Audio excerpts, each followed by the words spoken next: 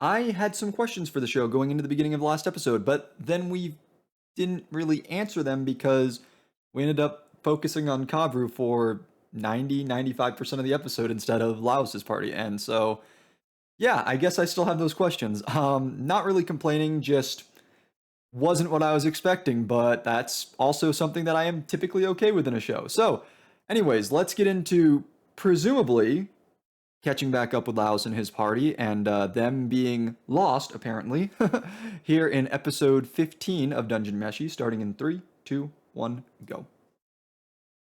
It is episode 15, right? Yes, okay. And we are immediately starting with the OP, not super surprising. I didn't realize we've, this is the, I think, third time we've had this OP. I didn't realize the little detail of the mushroom cap maintaining the fist impression from Laos after he punched it. What is that wolf? I feel like that wolf is probably going to be an actual creature we encounter. A lot of little nods.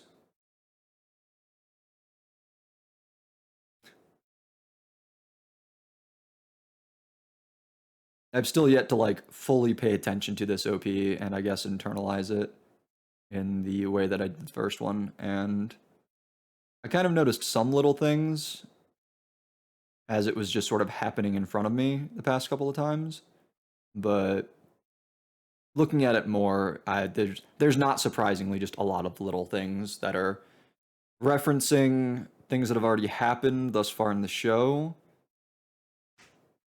and arguably foreshadowing things that are going to happen in the future, things that have yet to come.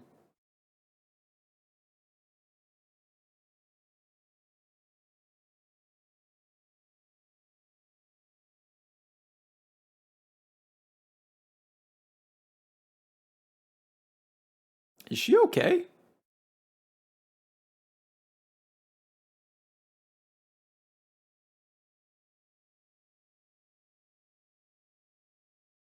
Is she still out of mana? Gotta get a bit wrecked. Oh, look at him go!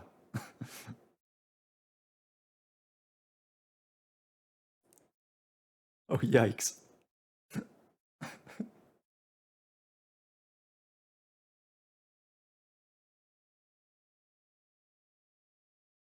Start walking. I think at the end of last episode, they said they'd been walking around for 2 days already.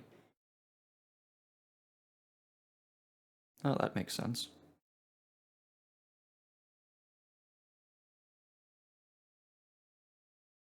Laos, you good? What was that?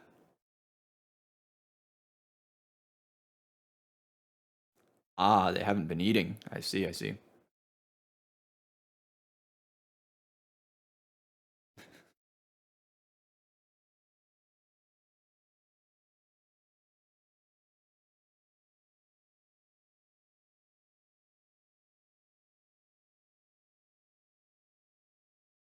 There's there's something going on here.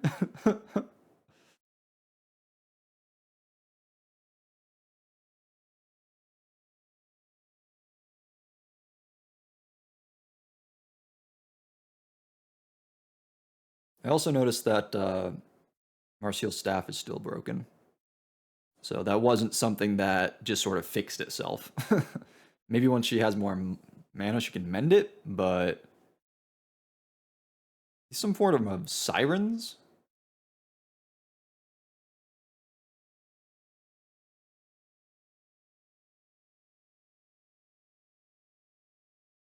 Oh, yikes.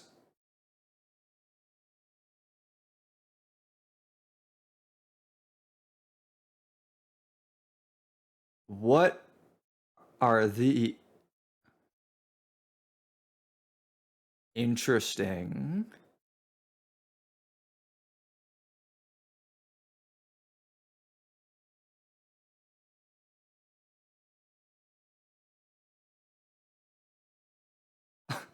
And we are now segueing into a cells at work episode.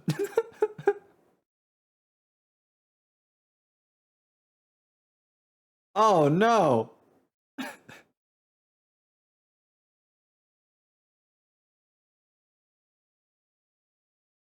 think it's too late for that, Chilchuck. Disgusting.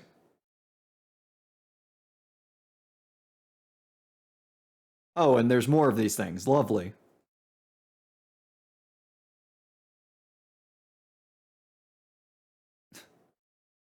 He can't find his sword. Great.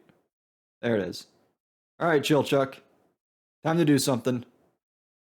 Oh, this isn't what I had in mind, but sure, let's do this.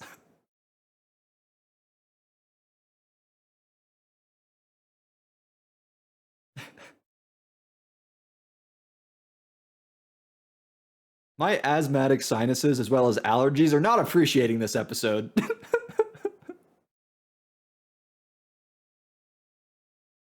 What are these things? Like, I know they said what they are, but I want more of an explanation. We heard about how their pollen works. But like I want more of an explanation on what the hell these things are and how they work.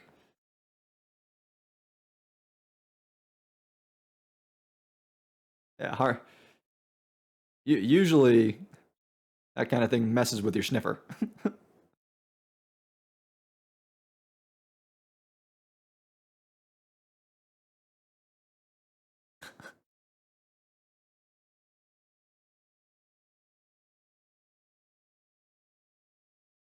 Got him.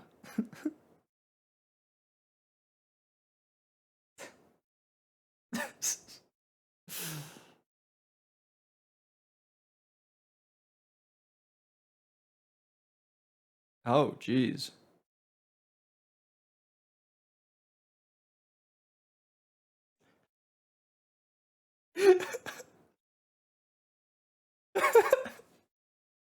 uh,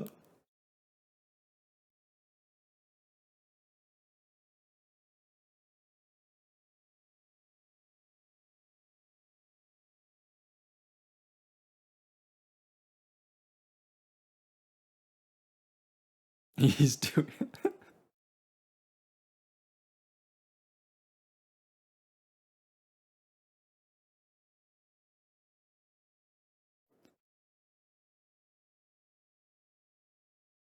Why do they have faces?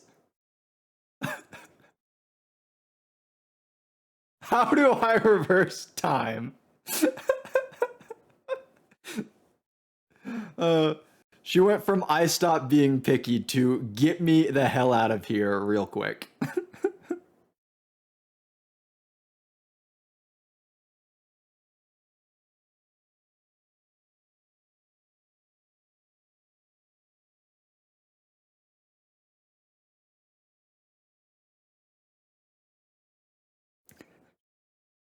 Oh, did they not have faces? Did he really just say what's the worst that could happen? Way to invite the worst possible scenario. Oh, these.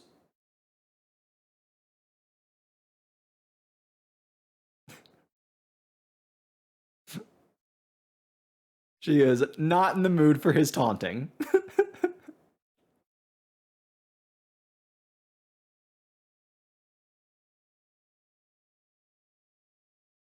Finally, back to cooking.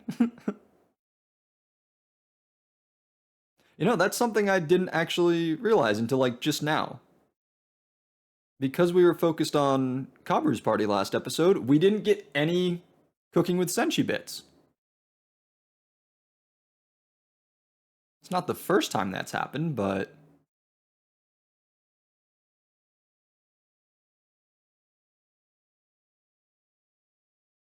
not the greatest of meals to come back to either.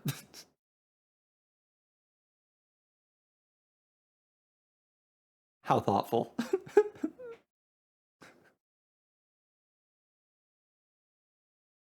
Oh, at least it's good. Not a repeat of the pearl necklace centipede things, which she did not care for, and neither did I.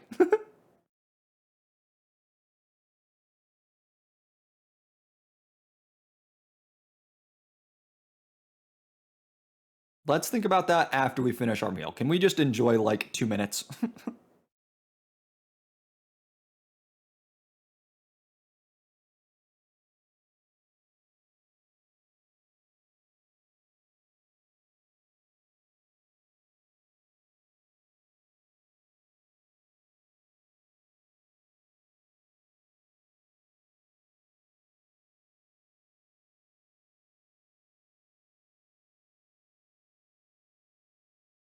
We're not getting like a ton of like introspection, like seeing his internal monologues or seeing like flashbacks or anything right now, but I do feel like we are getting a sort of focus on Senshi this episode.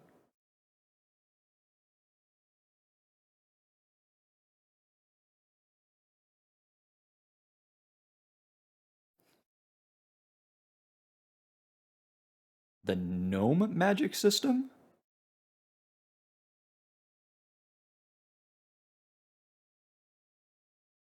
That was like a big chunk of world building that they just subtly threw out there. That's really cool. But also, Laos is just learning magic now. Cool. That's how young people should be.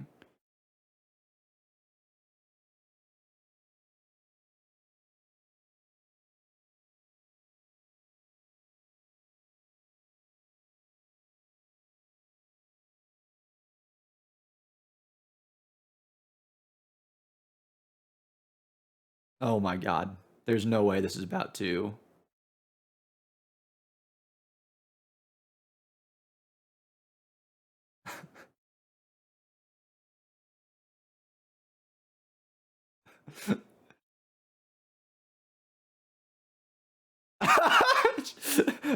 Chill Chuck, as soon as he realized what's going on, he's just like, why is this happening?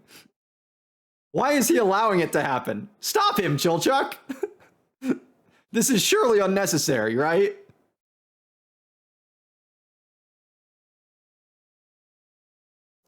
Ow!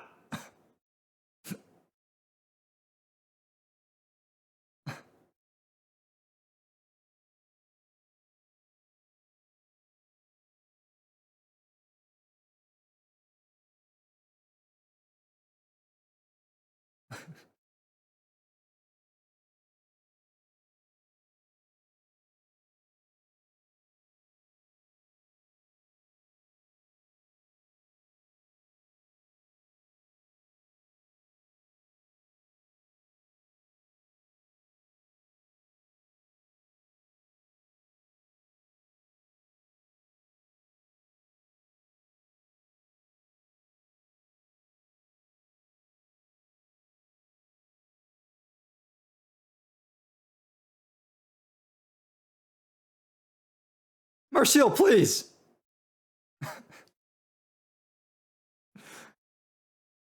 Oh, oh, okay. Ah,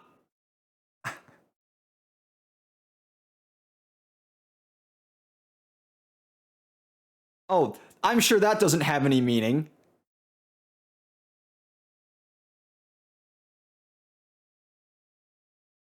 Oh, his bloodline just has a knack for magic, apparently.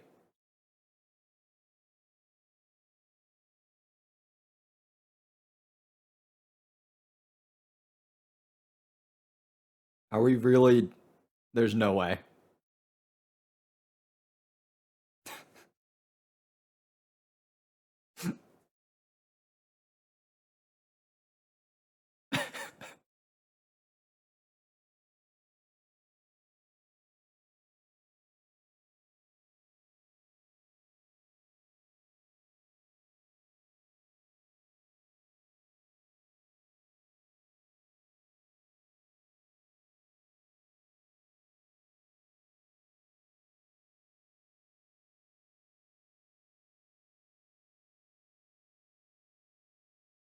Kinda sad.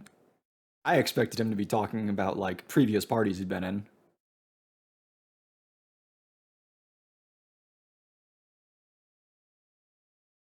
Whoa.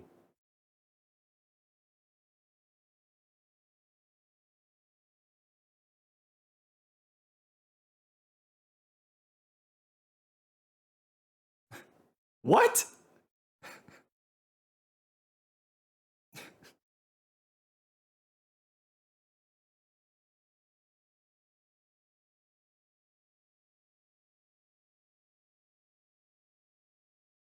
Wow, we're getting real deep into it this episode, huh?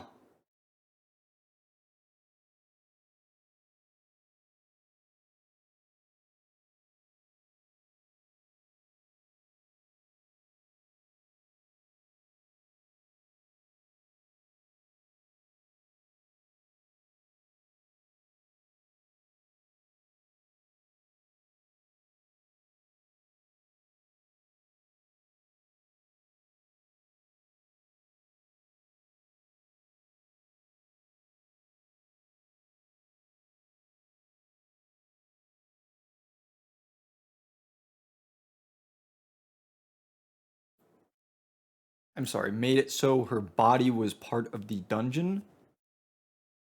Dungeon that is manipulated by the lunatic magician. Yeah, I'm sure there's probably not. There's a lot of lore and world building happening this episode, but there's also a lot of things that I feel like are just being kind of glossed over that may or may not have significant consequences and repercussions later down the line. Oh, bye, Laos.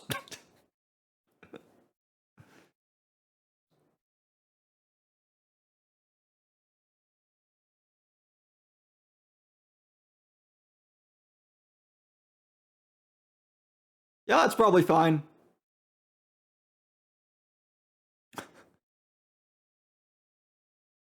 Oh my word.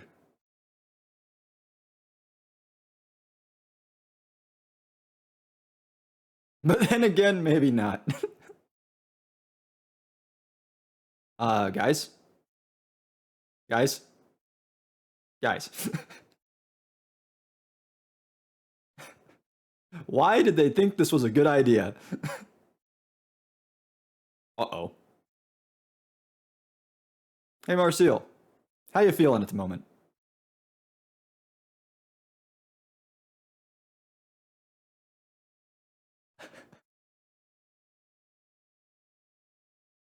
Oh, interesting. It's like when you encounter a new version of an old monster in an RPG. I've fought these before, but this one looks different. Oh, it's much stronger.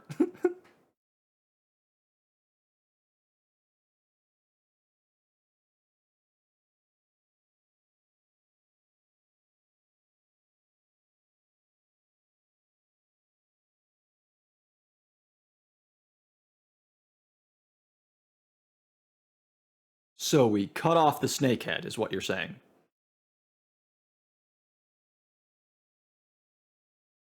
You mean his weird screaming display? Or the actual fight that happened? Why are you having her do this? Oh dear. Because she's the tallest, I get. Yeah, make you have to look big. Okay. Yep.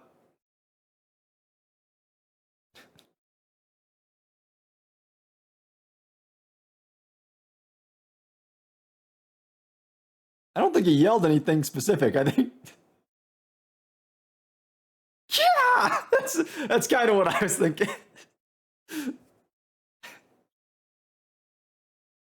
All right, let's see. Let's see. No. Roll credits. Oh, okay, that was okay. That was an imagining. Okay.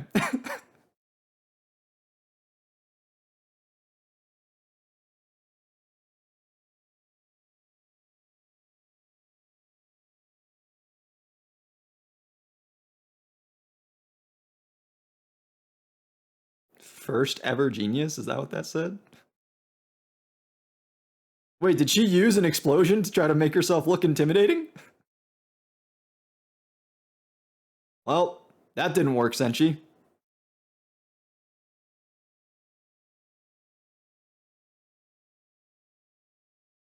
Oh, that's probably fine.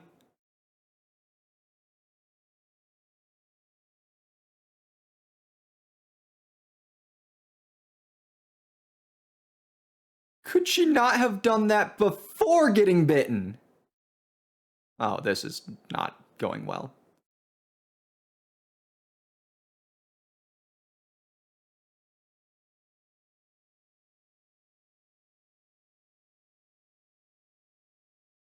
I'm sorry, what?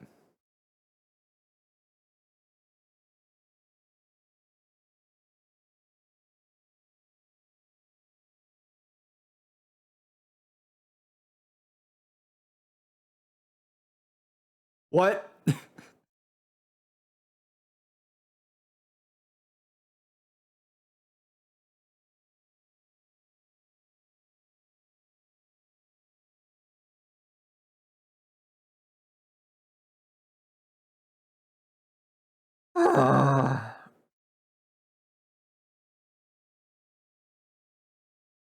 Why do these people not explain things beforehand?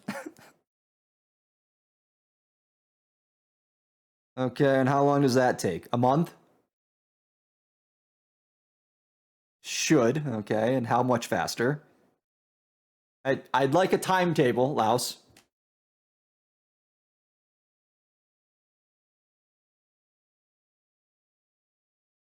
Go for it, bud. What's the worst that could happen?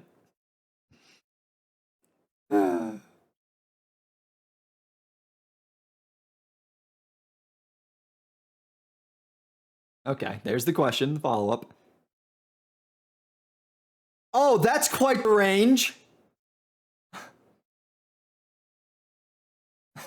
Since she's just like, all right, screw this, I'm gonna start cooking.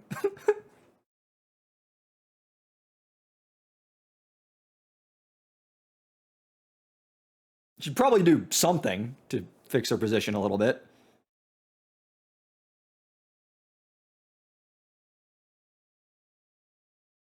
What is.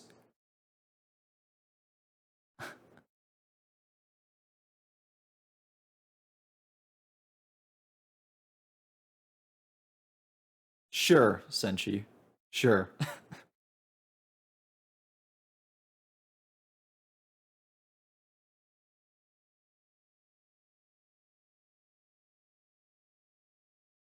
Oh my god, he passed out again.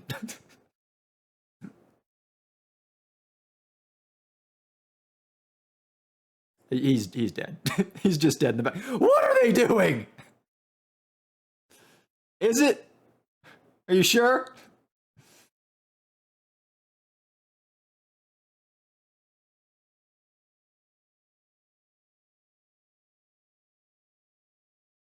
Please catch her.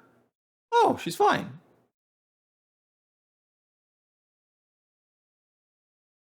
Good job, Laos.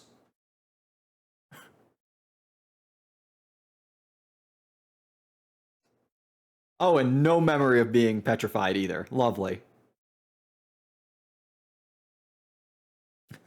She has no idea what's going on, and no one's bringing her up to speed.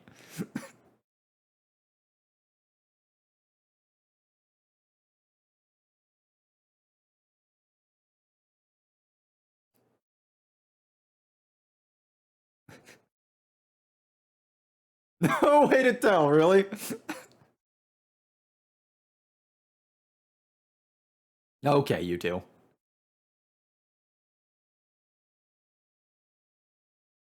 That that seems like the least plausible, but you know what? At least he feels included.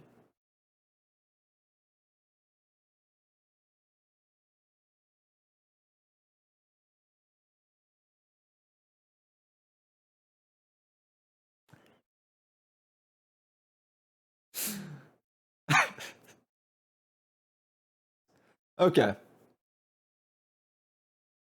Okay. So one of the uh, one of the questions that I was referring to at the beginning of this video that I had at the beginning of last episode was whether the incident with the red dragon and with the resurrection of fallen was going to mark a sort of turning point for the overall tone of the series, and if things were going to just like generally be more serious and darker.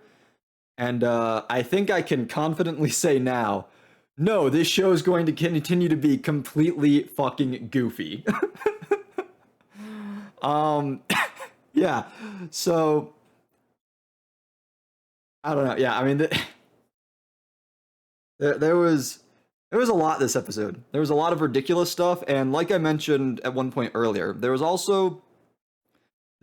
lot of, like I said, there was a lot of lore and world building, and some of it was just sort of kind of brushed off really quickly in a way that, like, it's hard to know to what extent certain things were meant to just add depth to that specific moment and interaction, or to what extent certain things might come up again later. And I think that one of them in particular already kind of did have a greater significance than just the immediate mention of it, which was Marcel mentioning that something about Laos's bloodline seemingly predisposed him to being naturally good with magic. I don't remember if it was specifically healing magic or just magic in general, but regardless, I think that it is likely the case that him I think it's likely the case that he was the primary cause of Marcel becoming unpetrified. I think that there's a possibility that it was like a combination of that and the medicinal herb, vegetable, whatever that they were using to that they cucumber sliced all over her face, basically.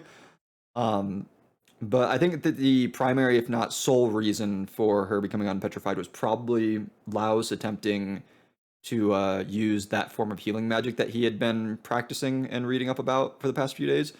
And I think that the reason he was probably able to be successful in that, in his attempt at the endeavor of unpetrifying her, was probably because of the, again, the natural inclination that he seemingly has towards using magic that was mentioned just slightly earlier in the episode. So yeah, that's yeah. I think that there was there's just a lot to take in that again I think will be relevant later. I think that him being naturally disposed to magic is probably going to become a bigger factor as because presumably this isn't just going to happen in this episode, right? Presumably this is not a one-off endeavor where she is trying to help him learn magic in order to like help make the group overall more well-rounded and also to just like make him more useful as an individual member of the party. I feel like that is probably going to him learning healing and maybe abjuration magic is probably going to continue to be a thing going forward. And so I think that there may come a time where like there's another serious incident like this where it's kind of like, hey Laos, can you do something? Because if not, we're gonna have problems. And that'll be interesting to see. And then there was also like just the building on the depth of the magic system with, Marcio mentioning that Fallen used the gnome magic system, which is not what she uses, and then going into what did you call it? Like coordinate magic, I think it was, and the way that like power is drawn from an elsewhere that contains infinity or something, and the nature of like using the dungeon itself, like or like specific physical points in the dungeon in order to kind of direct the flow of magic. Yeah, I don't know. Just I don't want to ramble too much about things that I don't have necessarily a ton of specific comments on, but I just want to, I guess what I'm doing is trying to make note of the fact that the show continues to do a really good job of talking of like presenting things that are again not necessarily like they are complete points in and of themselves. They don't need to come back up later because they do add significance and value to the moments where they are brought up, but also there's enough